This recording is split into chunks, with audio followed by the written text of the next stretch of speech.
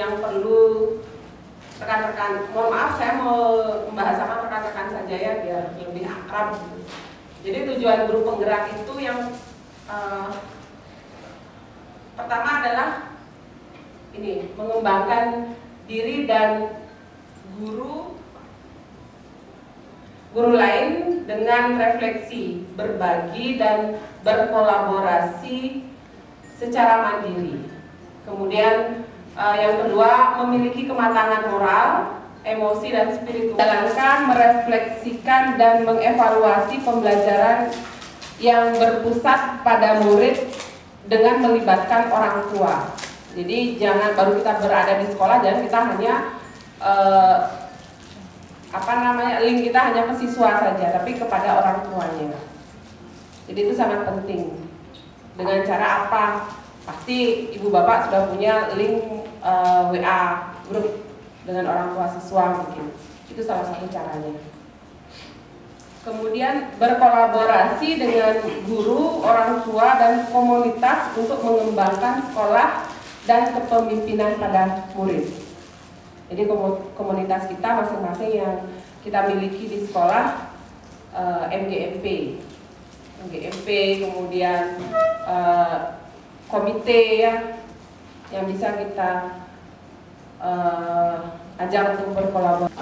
Kebetulan kami berdua juga sudah membuat visi sesuai dengan pemahaman kita sendiri. Kemudian nanti akan ada meeting kecil dengan guru pendamping kami di tanggal beda-beda tanggalnya. Saya tanggal 7 itu untuk membahas visi saya dengan menyelaraskan visi yang sudah ada di sekolah. Bu Trisna di tanggal 10, saya di tanggal 7 hari Selasa. Jadi saya sudah menyebar undangan tadi secara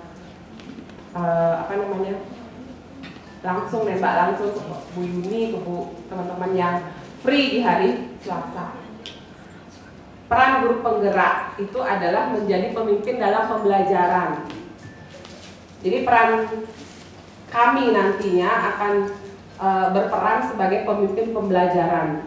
Tentunya masih skup kecil dalam kelas saja dulu. Sebelum kami akan memimpin pembelajaran yang lebih besar skupnya. Kemudian yang kedua adalah menggerakkan komunitas praktisi.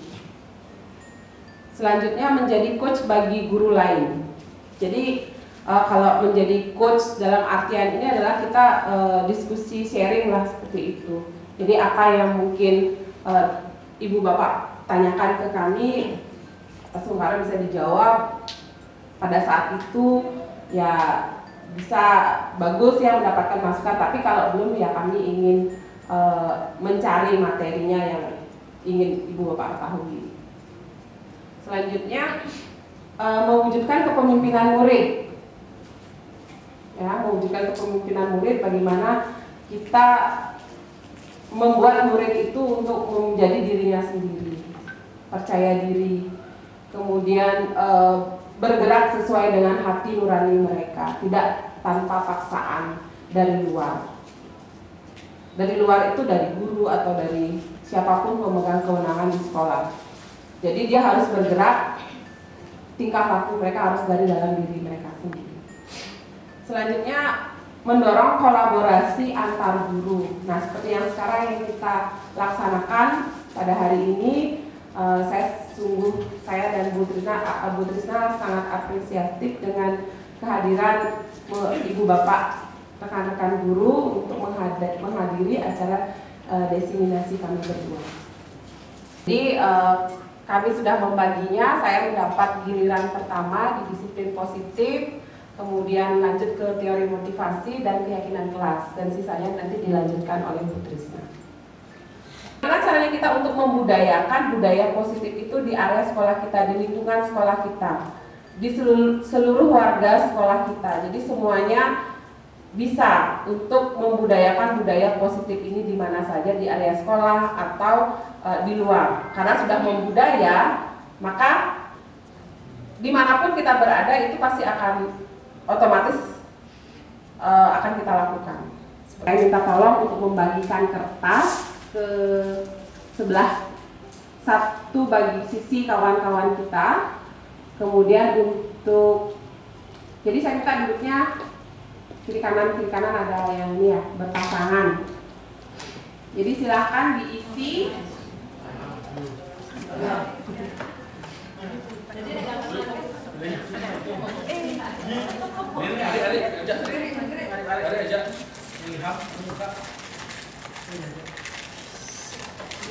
Bawa alat tulis kan?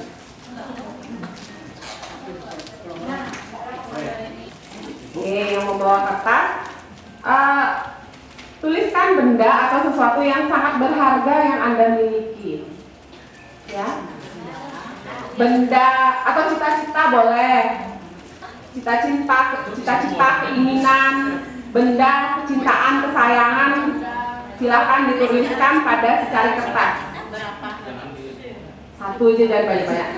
Usahakan jangan diketahui oleh teman sebelahnya. Ya, jangan dicontek, berusaha untuk menutupi. Kemudian genggam di tangan yang mana yang menurut Anda yang paling kuat genggamannya. Coba kasih tunjuk saya dulu. Setelah digenggam dengan kuat, kertas itu dilipat kecil dulu, kemudian dimasukkan ke sini, digenggam dengan kuat. Si mantra nggak?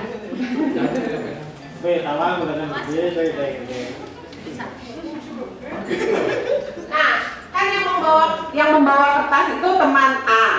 Nah, sekarang teman B berusaha merayu, membujuk, ya, mengancam bisa, menghardik bisa, kemudian menyuap, kemudian mengiming-imingi apapun bentuknya biar si teman A ini mau membuka kepalanya.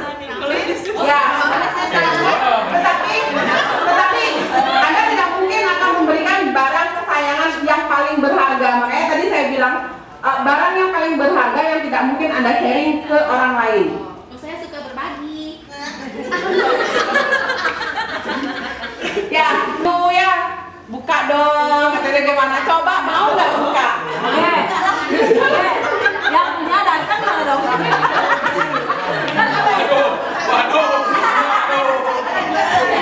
Ya, tolong. Ayo, tolong mungkin Sylvie dengan Pak Suardite. Pokoknya biar mau aja dia buka. Barang paling berharga yang tidak mungkin dibagi-bagi. Jangan bu. Susah nih ngebujuknya. Atau beralih ke tempat lain. Itu ada Ansi, ada bisa dipilih, ada Pak Ilham, di sana, ada Pak Randy.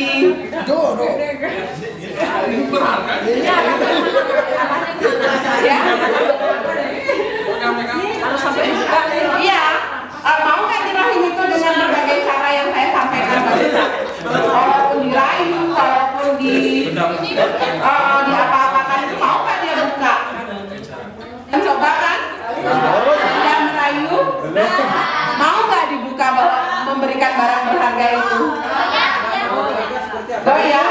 Rayu. Ada yang begini dengan uang. Ada yang begini dengan uangnya, mencoba menyawer. Ya, dan tetap Ibu Dayu masih dalam pendiriannya tidak membuka genggaman tangan. Bu Sylvie sudah mencoba untuk Pak Suardite sampai meraba-raba dan tidak mau juga membukanya. Kemudian siapa lagi? Bu Puspa tidak ada interaksi.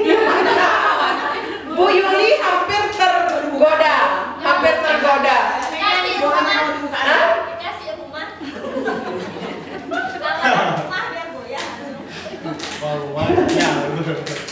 Apa yang ada di dalam diri kita itu memang harus dipertahankan. Jadi tidak bisa diberikan kepada siapa. Itu begitu pula dengan siswa. Jadi kalau siswa memiliki keyakinan bahwa dia itu yang dia anggap benar, jadi dia itu nggak akan mudah untuk memberikan sesuatu yang mungkin di luar dia akan memberikan perilaku yang menyenangkan bagi kita, tapi tidak dari dalam dirinya, tidak dari dalam diri sendiri, atau apa istilahnya motivasi intrinsiknya itu tidak ada. Jadi dia misalnya apa namanya datang ke sekolah terlambat, dia berusaha untuk datang ke sekolah tidak terlambat, tapi itu tidak dari dalam dirinya. Tapi siswa harus kita perlakukan juga sama, bentuk karakternya terlebih dahulu untuk memahami budaya yang ada di sekolah kita. Misalnya kita ingin menghilangkan budaya terlambat, bagaimana caranya? Mungkin ibu bapak guru sebagian besar 50%-nya akan ada di depan untuk menyambut mereka, sehingga mereka ada rasa malu apabila mereka datang terlambat. Jadi nilai-nilai kebajikan universal di sini adalah merupakan nilai-nilai kebajikan yang disepakati bersama. Jadi sudah kita sepakati bersama dengan siswa, yang terlepas dari rasisme ya tentunya. Mendapatkan penghargaan, ya sering sekali kita melakukan sesuatu agar dipuji orang lain, kan itu ya. Itu sebenarnya sudah termasuk baik, tetapi masih itu motivasinya dari luar, bukan motivasi dari dalam. Tapi kalau kita sudah memiliki motivasi dari dalam, kita tahu, oh tugas saya sebagai guru, tugas saya sebagai murid seperti ini loh. Ya, ditumbuhkan dari dalam. Memang sulit sekali, itulah tugas kita bersama-sama berubah sesuatu kebiasaan atau pola perbuatan kita yang tidak baik. Ya. Kemudian tadi Budaya sudah mengatakan juga tentang hukuman, kemudian konsekuensi, kemudian ada yang namanya restitusi. Ya, jadi kita sering sekali, saya pun ya dulu sering sekali memberikan hukuman terhadap murid apabila murid tidak sesuai dengan yang saya inginkan. Ya, akan kembali baik, tetapi setelah lupa akan kembali lagi kepada perbuatan mereka sebelumnya seperti itu. Jadi tidak ada dari dalam diri mereka untuk berubah. Kemudian yang lebih baik daripada hukuman adalah seperti tadi disampaikan adalah kita membuat konsekuensi. Jadi dengan kesepakatan kelas itu dibuat oleh para murid sendiri. Jadi apa yang diinginkan, oh kalau saya terlambat mengumpulkan tugas, konsekuensinya seperti ini. Ya, jadi kita hanya memantau ya. Jadi kita hanya sebagai manajer, bukan pembuat peraturannya. Kemudian yang terbaik dari semua adalah restitusi ya. Restitusi, jadi bagaimana kita memberikan keluasaan terhadap murid apabila mereka melakukan kesalahan, mereka sendiri yang mencari jalan keluarnya, bukan kita yang menentukan hukumannya. Itu sebenarnya ya yang disampaikan oleh Bu Dayu. Kemudian saya lanjutkan tentang memahami 5 kebutuhan dasar manusia. 5 kebutuhan dasar tersebut yang pertama adalah kebutuhan bertahan hidup. Di sini contohnya yang saya sebutkan tadi seperti makan, minum, sehat, merasa aman, ya, merupakan beberapa contoh dari kebutuhan bertahan hidup. Kebutuhan ini bisa dipenuhi dengan makan, olahraga, dan mendapatkan perlindungan. Saya lanjutkan. Dari 5 kebutuhan tadi, kita akan lanjutkan tentang 5 posisi kontrol kita sebagai guru. Ya, kita ada 5 posisi kontrol menurut Diana Gosen dalam bukunya Restitusi Restructuring School Discipline, mengungkapkan bahwa guru perlu meninjau kembali penerapan disiplin di dalam ruang-ruang kelas kita selama ini. Apakah telah efektif, apakah berpusat memerdekakan dan memandirikan murid, bagaimana dan mengapa. Melalui serangkaian riset yang bersandar pada teori kontrol Dr. William Gesser, Gosen berkesimpulan ada 5 posisi kontrol yang diterapkan. Seorang guru, orang tua, ataupun atasan dalam melakukan kontrol. 5 posisi kontrol tersebut adalah, yang pertama adalah posisi sebagai penghukum, kedua posisi sebagai pembuat merasa bersalah, yang ketiga adalah posisi sebagai teman, keempat adalah posisi sebagai monitor atau pemantau, dan yang terakhir adalah posisi sebagai manajer. Terima kasih teman-teman.